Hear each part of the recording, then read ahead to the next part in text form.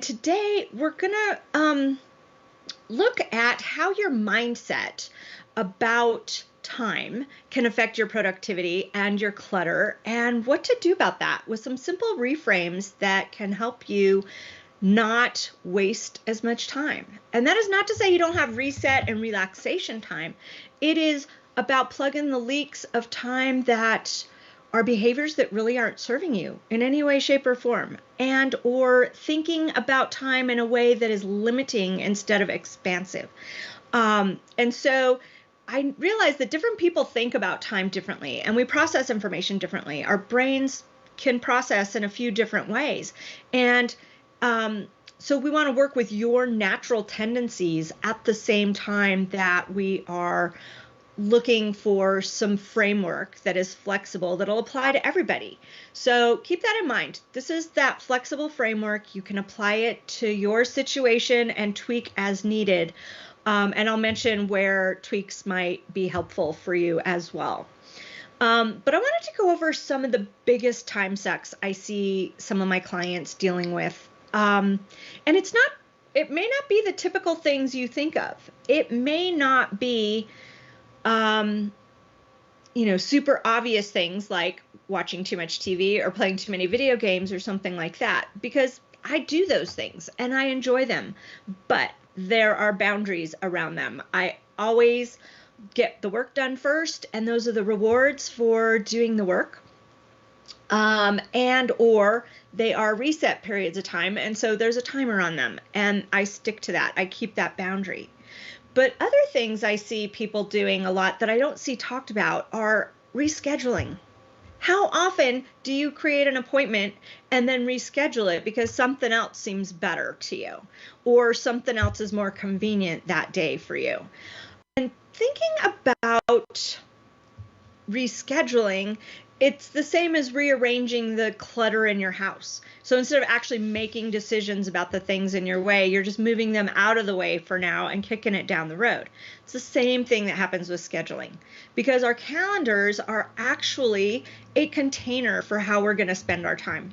You get to define it, and you need to spend some time creating the containers for the different kinds of work you need to do in your day, whether it's cooking dinner and doing laundry, or whether it's meeting with CEOs and having sales calls. Whatever it is, you need to figure out what you're going to spend your time on so that you get the results that you desire. I once was onboarding a new client. We were trying to figure out when we were going to start. And I suggested, would you rather work mornings or afternoons? And she said, oh, it doesn't matter. And I said, great. Is there a day of the week that works better for you? And she said, no, it doesn't matter. And then I said, great, my schedule is open the next time on a Thursday at 10 a.m. How does that work for you? And she said, oh, well, I have some things scheduled. I've got a doctor's appointment. I got to go to the CPA. I got to do this other thing and pick up this. But I can rearrange those and work with you. And it made me laugh. It was like, let's inconvenience 12 other people to do this thing, or we can look at next Thursday when you don't have all those things on the calendar, right?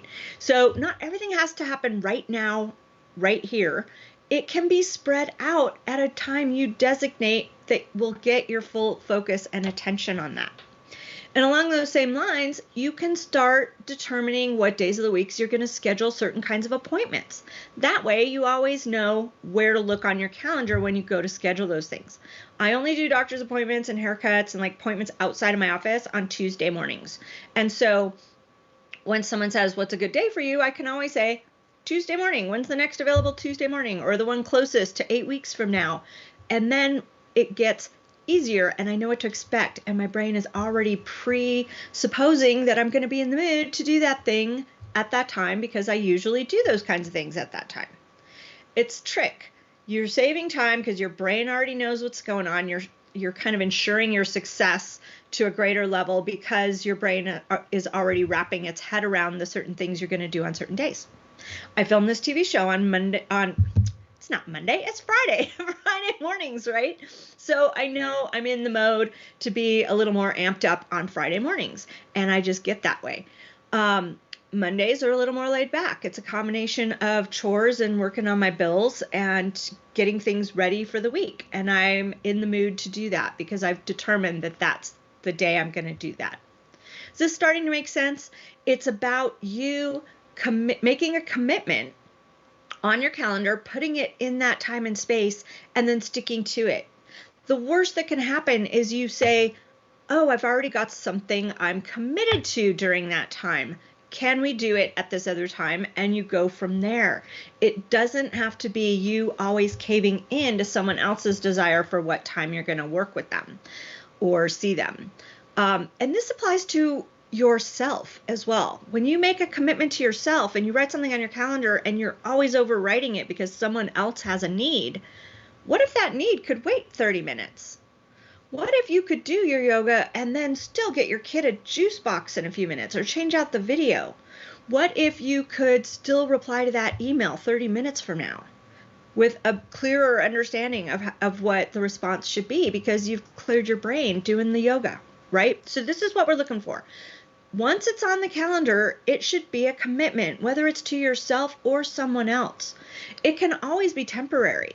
It doesn't mean you're never going to be available. It means you're not available during that time in that space on that day. So think about that when you're doing the schedule. It's faster to schedule something and stick with it than to rearrange a whole bunch of other things because your brain won't be in the mode of working on those things when you start rescheduling.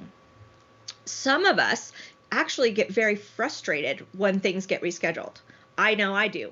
I get really, not anxious, but a little bit pissed off for a few minutes. Like, dang it, I was really looking forward to that, or I was in the mood to do that thing. Why do I have to change it now? I was already planning on that. And it's not that I can't adjust and recover and go ahead and work on something else, but there's always that first thought of, darn it, I had plans for doing that.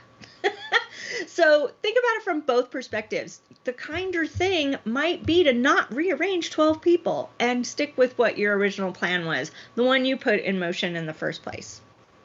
All right, the other way I see clients often, I want to talk about the rearranging piece of that too. So it doesn't apply just to scheduling, it's the clutter.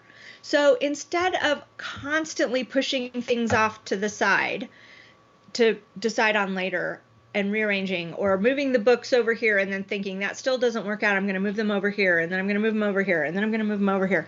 What if you just made some decisions and sat with it for a while to see if it's just newness that's not working or if it's really something that needs to be addressed? And what if you're constantly putting something in a different place because it's in the way, what if finally deciding if you need it at all? If it's in your way all the time, maybe you don't need it. Maybe you could let it go and then you won't have to move it around a lot. Every time you rearrange, your brain has to recalculate its memory about where things are. So it's better to designate a spot where it's going to be. And even if it's not the neatest or tidiest way of looking at it, you know that thing is in that spot versus it's all neatly wrapped up in a bow. Makes it easier to find things in the long run. Okay, so the next thing that is a big time suck, I think, is doing things over. So do it right to the best of your ability in that time and space, in that moment, and let it go. Let it be. Occasionally something will need to be adjusted, but mistakes happen and you can give yourself a little grace. You can start and do something 80% of the way there is better than not there at all. That Pareto's principle of 80-20. Always get the best results out of the first 80% of your effort. And so you don't have to make everything super perfect. I can't tell you how many times before I was a recovering perfectionist, when I was still a perfectionist, I would stay up late to make it perfect and make it pretty and go to present the next morning or turn in a homework assignment and realize I had misspelled the thing on the fancy pretty page, which left a worse impression than if I had just made a utilitarian version of it to hand in. So think about where you need to put your effort. What's going to give us the biggest bang for the buck when you are working on it? So doing it over for the sake of making it better, get better at deciding what done looks like to you. When is it going to complete? And can it be an iteration? This is a complete iteration. Let's see how it flies and then reiterate with feedback from the people that see it. You know, you don't need to label your bookshelf if you have the tendency to rearrange your books all the time until you find the place that works for a few weeks, right? Then you know that's going to be the place it's going. Then you can put the label on it, or, you know, label it in your brain, whichever way you're working on it. So doing things over because they used the perfectionist piece, or they used the wrong materials because they couldn't find the right ones. That's another reason people redo things a lot. So also think about redoing as going back. How many times have you gotten to the car, gotten halfway somewhere, and had to go back to get something else, or return to a store because you forgot the thing that you were getting? That's also a form of doing over. So going back and doing over, a little pre-planning, a little structure around when you do things and how you do things can give you that time back. Okay, we got to take a break, but when I come back, we are going to talk about one of the biggest time sucks, and then we're going to start talking about busy work and how they play together a little bit. I'm Miriam Ortiz y Pino. This is the Streamlined Connection. We are on the Bold Brave TV network, and we will be back after the break. The free 1-minute mail solution works for email too, and you can download it at the link below or over there. Maybe it's the link. And before the break, we were speaking about how there are certain things, behaviors we do that are time sucks, and there's various reasons for why they suck time, but let's just identify them at this point, right? So we talked about rescheduling and rearranging. We talked about doing over and going back. And I touched briefly in the introduction about interruptions. So let's touch back on interruptions. And that is where you want that flexible framework in your calendar. It's part of the rescheduling piece, but it's also anytime you're distracted by something. So turn off your notifications, close the door, put a label on the door saying you're in work or in a meeting. Carve out times where you're working with uninterrupted focus time, so that you can get the things done more easily. Studies show that we take up to 30 minutes to reset after an interruption. So you're in the middle of something, you're working on it, you're writing a blog post, you're, cranking out that novel, and then you get a phone call. And you stop and you chat for 5 minutes, and then to go back to work, you don't just pick up. It takes a few minutes for your brain to settle back, to review where you were, pick it up and continue forward. And you may not be in the same mode, and it may cause you to need to rewrite or revisit so that the two ends match up. I can't tell you how many times I've left a blog post in the middle and come back to write more on it the next day, and then reread it before the final draft and been like, I was two different people talking when I wrote this. So keep that in mind as well. If you work on something straight through, it's going to be a little more cohesive in the first place, a little less editing, that kind of thing will happen. And communicate when you're not available for interruptions by actually blocking out little bits of time here and there, 90 minutes, 45 minutes, half an hour, 20 minutes, whatever you can to work on something thoroughly. All right. The last thing I want to talk about that's a time suck that most people aren't even aware of is complaining. I used to be a big complainer. I'm not really sure why. I've never really cared. Once I solved it, I figured out it didn't really matter why I was complaining so much.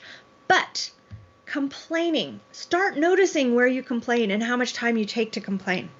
I have clients that will complain for an hour about their husband not putting their socks in the laundry hamper, when you could just pick them up and put them in the laundry hamper if it bothers you, because it's obviously not bothering your husband, but it's bothering you. So you are responsible for your own comfort, if you will. What is going to make you more comfortable, and is going to take less time to just put them in the laundry hamper than it is to complain about your husband? It may be a different issue, but if you don't react with complaining, there's a bigger chance your husband's going to start noticing that the socks aren't on the floor anymore, and you're going to move on. applies to all the different people in your life, coworkers, spouses, partners, kids, parents. You can set boundaries by creating your own comfort in your own space and time. So notice the complaining. Is it something you can actually do anything about? If it is, do the thing. If it's not something you can do about, learn to be resilient. Absorb the complaint and do things differently the next time, or find a different product that works better, or go to a different store if someone really pissed you off. What can you do? Or can you give someone grace so you don't have to complain about them? They must be having a hard day. They must be in a hurry. It must be important. Those kinds of things can really help you stop complaining. You know, what can you do to eliminate 80% of the complaining in your life, and you will save hours a day? So along these lines, there's another study recently that we need to do about 4 hours of focused work a day to get everything done that needs to get done to run a business and run a house. So maybe that totals 8 hours, depends on your work situation, but people waste up to 6 hours a day just kind of walking in circles, not knowing what to work on, or working on the wrong things, or complaining, or rescheduling. These are the little things that lead to that wasted 6 hours a day. So what if by creating this flexible structure, you could block out those 4 hours of focused time where you could do your thing, feel productive at the end of the day, and still have 4 to 8 hours left to have fun, explore, work on yourself, chill out, relax, play those video games, watch those TV shows. You just flip it around. You're not doing those things to avoid the work. You're working to move more time into your fun time area, right? That's how I like to look at it. But tying back to those time sucks, there's some other ways that we're wasting time without necessarily realizing it and thinking that things take so much longer. So going to the store. Are you the kind of person that goes to the store every day just because you can, or because you forgot something? Are you the kind of person that has a list and goes once a week or once a month? And so you are quicker in the store and you pick up everything you need because you have it on a list, right? What if spending an hour and a half at the store every week saved you 5 hours a week? Would you be intrigued to try the list approach versus the running to the store and wandering the aisles and seeing what comes up, where you're much more likely to overspend and buy the wrong things and forget something that you really needed because it wasn't on a list? Little things like that. Again, connecting your brain back to your routine.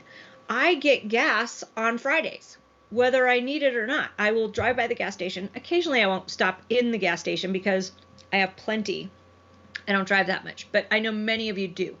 You can go get gas at the same time and order of the errands at the same time every time, and it's going to be faster and more likely you're going to have gas, not run out of gas if you do that. Same thing with stores.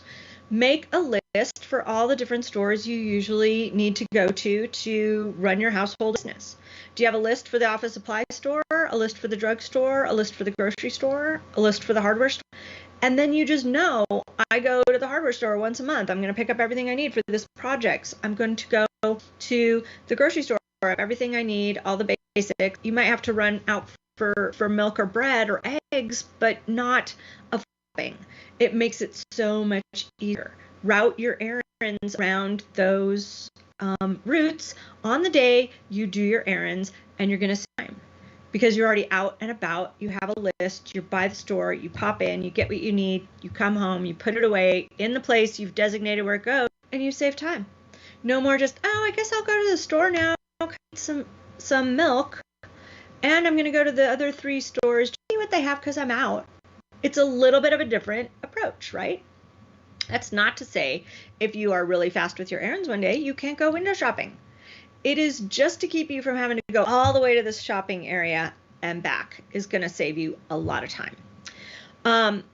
Shopping is also one of those things that may cause you to avoid other things that seem hard or you're afraid about, And sometimes that fear is even about something exciting, launching a new product, doing a new workout program, getting a new job, whatever it is, maybe a little bit scary. And so you avoid it by doing these things that seem more comfortable because you're used to doing them. But facing those head on earlier in the process, instead of avoiding, actually is faster, and you save more time. And that temporary fear while you try something out takes just a few moments instead of worrying and wrestling with and wasting time just because you are avoiding the decision or the behavior that will get you to the next step, right? The other option is you can just let it go. Then you are still not worrying about it because you've let it go. You made a decision and you let it go. Hear that? It's a decision. Go through the fear or let it go. And then it's a decision that you've practiced and you can apply to all the other areas of your life. All right. I've talked about it before on the show, but let's revisit the overestimating versus underestimating how long things take. Start becoming aware of how long it takes you to get set up to do something. I now know it takes me about 10 minutes to rearrange my office to create the TV studio. I do that twice a week, actually, because I do Facebook Lives as well, and I might batch some course content on that day as well. So I have the option of doing it all on the same day or doing it on 2 different days, but I know how long it takes me to set up and tear down my studio, right? I know how long it takes me to get the laundry prepped for doing laundry. I know how long it takes me to water all my plants in the yard. All these things, by knowing how long they take, help you fit it into that schedule of where the right time and space and place for doing those things is going to be. But we also, in addition to underestimating how long things take, you need some buffer time. So always add extra. I happen to live in a town that I can get pretty much anywhere in a 30-mile radius in about 35 minutes. But it depends on the time of day.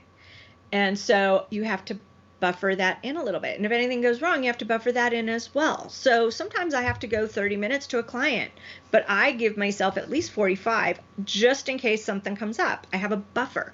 And if I arrive early, I get to take a few deep breaths, perhaps answer a text or a phone call, and then go in and do my thing. But it gives you that breathing room around whatever it is you're doing to think it through. Really keep it flowing and your brain in a better flow instead of being stressed out and complaining about how you're always running late and the stupid drivers and all that other stuff that wastes time, takes your focus, it interrupts your flow.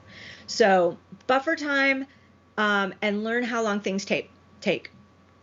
Big projects are always going to take way longer than you think. Small projects are sometimes going to take a little bit longer than you think, but those little bits add up. So start just padding everything you do with 10 to 30 minutes. See what happens for you. See if you feel more relaxed and stress-free because things got done in a calm and positive manner. Okay. Other ways we waste time is working on the wrong things. It's some of those perfectionist things. Do you need a prettier title page? Do you need a cry-cut label on that thing? Do you need to use the right gel pen? Or do you need to go ahead and dice instead of chop? Do you need, like, where are you overdoing it? I guess is what I'm trying to say. And where are you working on things that just don't move the needle forward? And this is a hard one. I struggle with it myself as a recovering perfectionist. What if you are working on entirely the wrong thing? We'll talk more about this when we come back because we've got to take another break. I'm Miriam Ortiz y Pino. This is the Streamlined Solution on Bold Brave TV Network. And when we come back, we will talk more about working on the wrong things. We'll be right back. The Streamlined Clutter Solution online course will help you gain control of your stuff and space. What are you waiting for? The link's around here somewhere. And before the break, we were talking about working on the wrong things. This one took me a really long time to assimilate. I understood it intellectually, but I didn't really understand how it was affecting my day-to-day time until actually kind of recently. So I'm going to throw it out there for you, and know that it may take some time for it to work into your system. But if you work on the most important thing first, you are always moving it forward. And then you can do some of the little tidy up tasks or the behind the scenes things that help you do that very important task easier. And then the third layer would be the routine things that you need to keep everything running in the background. And so start with that most important thing. I sometimes would think, well, I just need to get set up to do the thing. But set that up the last thing the day before, and you're more likely to get it done when you arrive in that time and place the next day when you're ready to work on it. You aren't interrupted by thoughts of the other projects, by things left undone from the day before. You are set up for success, if you will. So sometimes the wrong things can look like, oh, I can't get a client till I get a website. Well, what if you called some people and got a client that helped you finance the hiring of someone to do the website so it happened faster? What if you wrote that brilliant email that got you 3 clients instead of working on the website? There are easy ways to get your desired outcome that don't involve a 12-week project. How can you do that first and then move into the bigger projects that'll keep it flowing as you work with new clients? That's the easiest way to describe it. But also, it can be things like stain treatment of your laundry if you're using a laundry detergent that claims to get stains out. It's redundant, and it may not be the most important use of your time. It may be better for you to fold the laundry than to treat your stains. Same amount of time, but it gets it closer to not being in your way. So think about it that way. Are you working on the right things? Is the thing you're currently working on actually moving you forward in some way? Or is it just something you've always done? Is it something someone else told you should do, but you really don't even like it? What are you working on? Do you need to write a giant to-do list and prioritize in a matrix every day? Maybe you're the kind of person that thinks that way. I don't. I pick 3 things. I write them on a little Post-it pad or at the top of my calendar page. And it depends on the week for me. But I always pick the 3 things.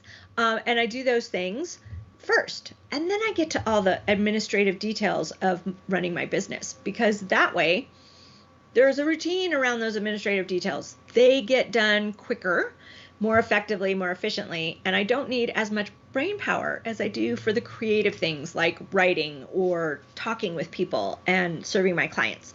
So know that you get to decide what things should be routine and what things need the deep work, the more focus, but always work on that most important thing first. It's the old adage of the rocks, pebbles, and sand in a container. When you put the big things in first, the smaller things filter down and around in those found great pieces of time that may or may not be in a buffer, but it helps you get all the things done. It ensures that you get the most important things done, the things that are going to make you the money, the things that are going to give you that nurturing, supportive environment around your house so that you can really enjoy your free time. It takes a bunch of the worry out of it. You are moving forward is a completely different feeling than, oh my gosh, I didn't get to that again. Oh my gosh, I didn't get to that again. I'm never going to actually get to this project. I want to do this project. When am I going to get there? Completely different vibe when you do it first thing in the day, when you are creative and have some more brain power and you work towards it. You get that feeling of satisfaction even if you don't finish it, even if it takes you several days to finish it. That's why you want to work on your most important thing first. Set a timer. Do it for a set amount of time and then move on to the other things in your day, but you will be making progress. Always be willing to kill your darlings. Be willing to cut out things that just don't matter. Does it matter that you cut your kids' sandwiches into little heart-shaped sandwiches? Maybe it's your thing. But what if you didn't do it 2 days a week and only did it on special days or only on Thursdays? What if you just mixed it up a little bit to save a few minutes here and there on several of the things you do around the house? What would change? You might find some more time to do that important thing, right? Okay, so there's that. There's ways of looking at things that are sucking the time away from these most important things. But how do you maintain that boundary around your important things? That's the hardest part.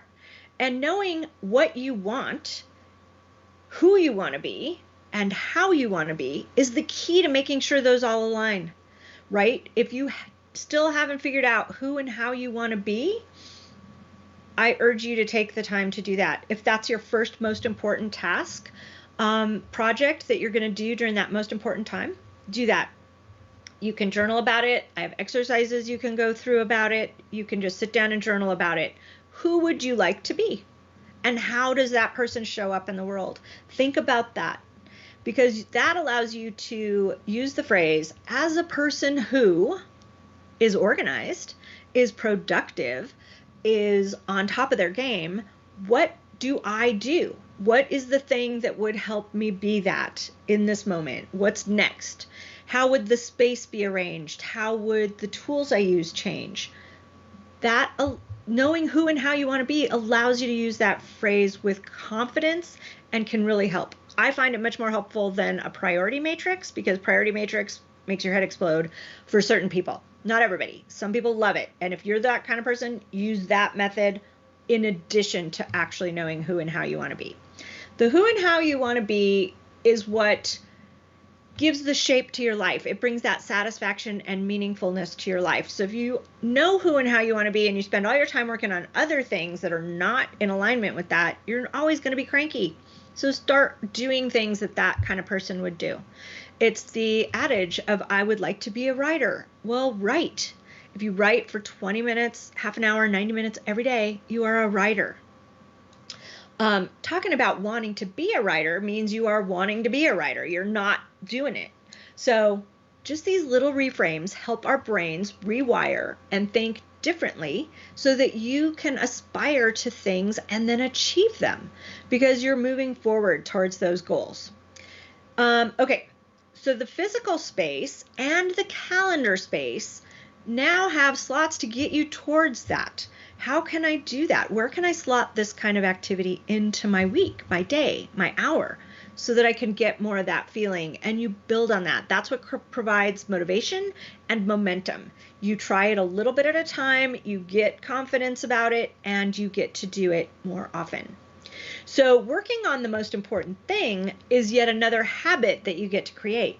The thing changes, but the habit of picking the most priority, the biggest priority thing to work on next, is in and of itself a routine and a habit. And so just setting up that flexible framework allows that habit to sink in.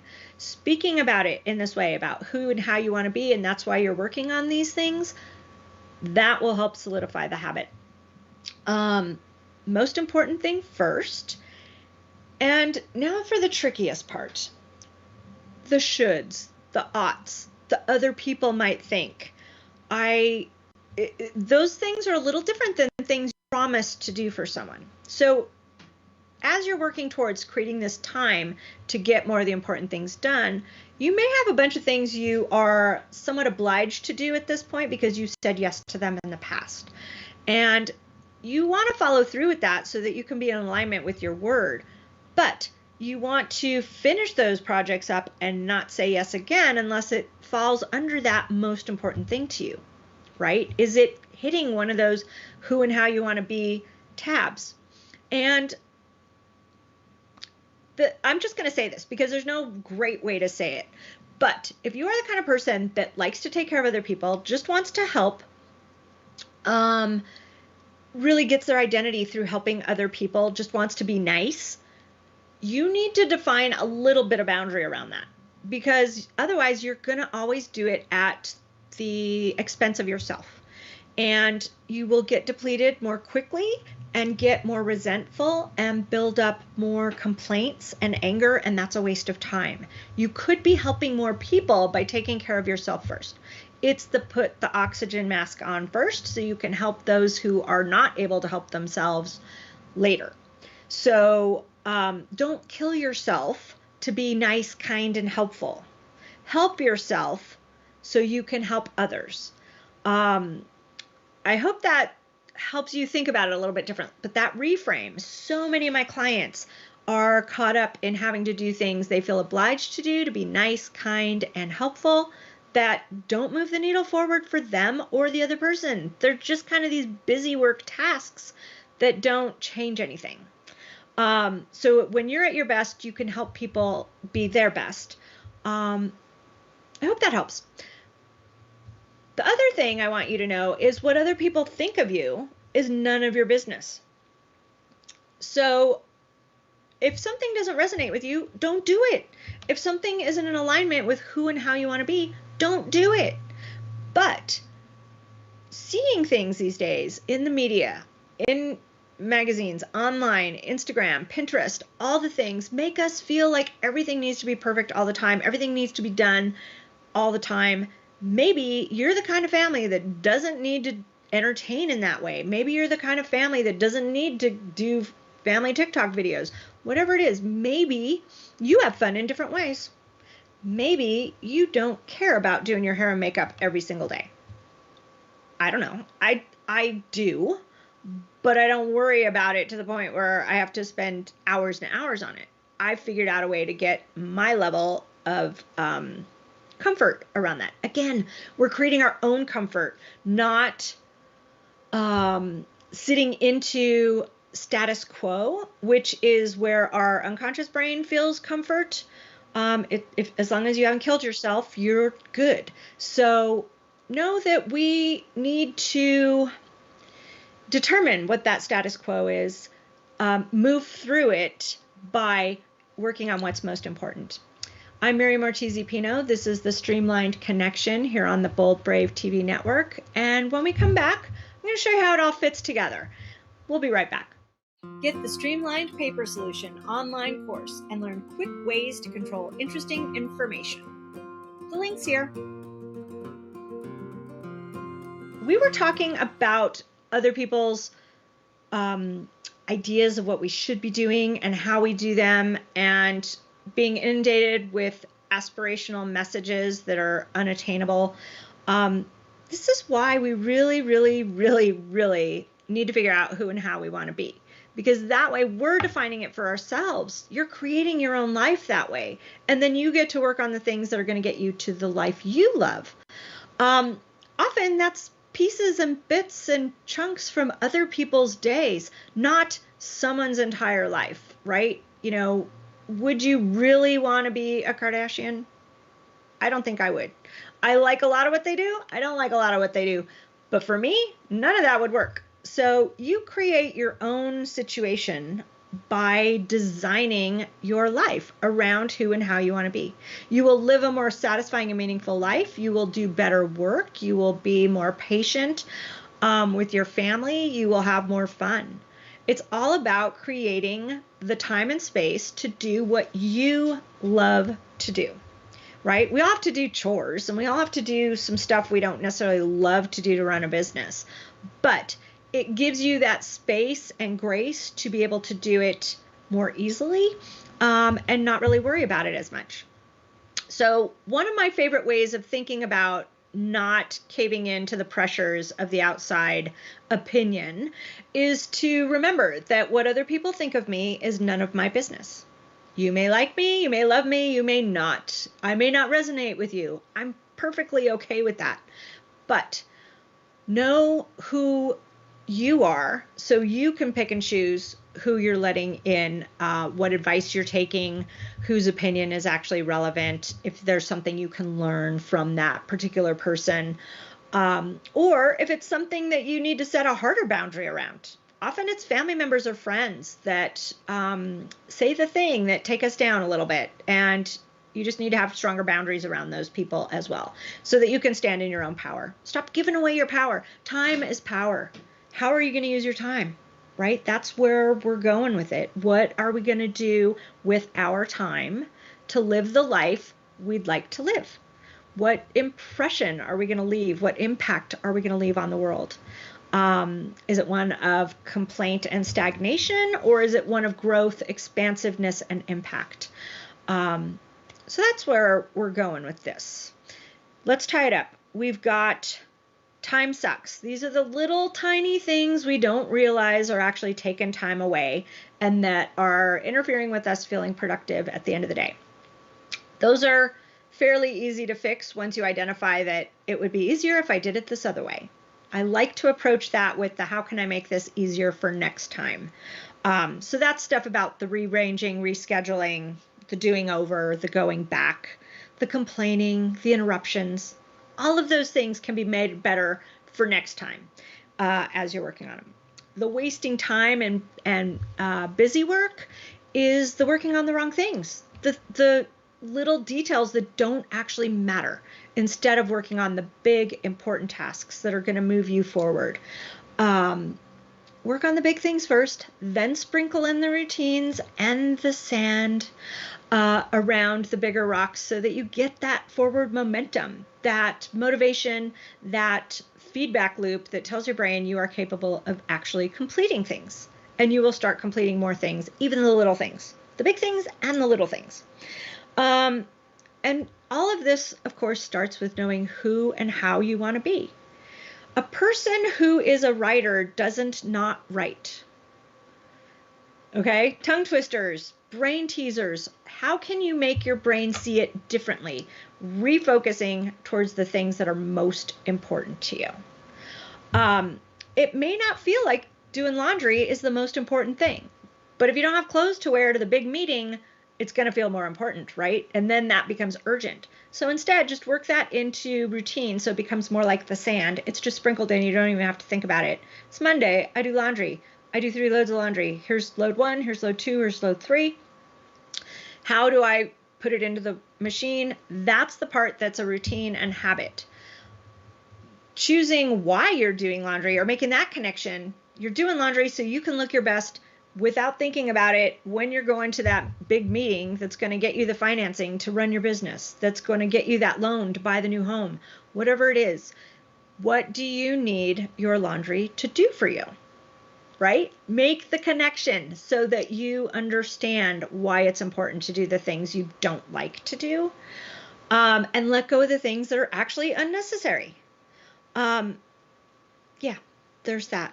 So think about it. I can't wait to hear what happens when you design your own life. I am so excited. I've seen so many people change dramatically just by thinking about it in terms of designing your own life versus I got to get better at scheduling or my calendar, or I have to be a productivity guru to be able to get this stuff done. It's really simple. What's your biggest priority project right now? Spend your biggest chunk of time every day working towards completion of that, and then go to the next one. You can always have things on deck, right? There's always a batter getting ready. There is always the next thing, the side dish, the other thing you're going to make to go with it. But you got to start with the big chunks first. I'm mixing metaphors all over the place all week long. I don't know what's going on with me, but it is all about figuring out how it fits together. The things that support the thing you want to do, that move the needle forward, and the things that make it fabulous. That's how you think. There's routines. There is the most important thing. There's the fabulous sprinkle over the top as you do everything. Think about how you schedule your time that way, and you're more likely to feel more productive at the end of the day. And that adds to confidence each and every day and gets you expansive and bigger picture and seeing how everything fits together. All right, time wastes. What do you waste the most time on? Turn off your notifications, everybody. Your phone is pulling you into some sort of weird phone cult. Just turn off your notifications. Answer the phone, answer your email, answer your text on your schedule, right? If someone is bleeding or on fire, they're going to call 911 and then they will contact you. So it's not necessarily your emergency or your urgent. There's still going to be those things every once in a while, but on a day-to-day basis, nothing is urgent enough to interrupt you and take you off your game for a full 30 minutes. Think about that. Okay, so we have learned all about time wasters and time sucks today, and ways to overcome them, and I can't wait to help you even more. Next week, I have Lisa Woodruff of Organized 365. She's one of my favorite organizers out there. She created a system called the Sunday Basket System, and I can't wait to talk to her about that. As always, your comments are welcome. You can email me at miriam@morethanorganized.net. Tell all your friends, always organizing is more fun when you're doing it together. And all kinds of resources and free stuff is available at morethanorganized.net. I'll see you next week, and in the meantime, have a delightful day.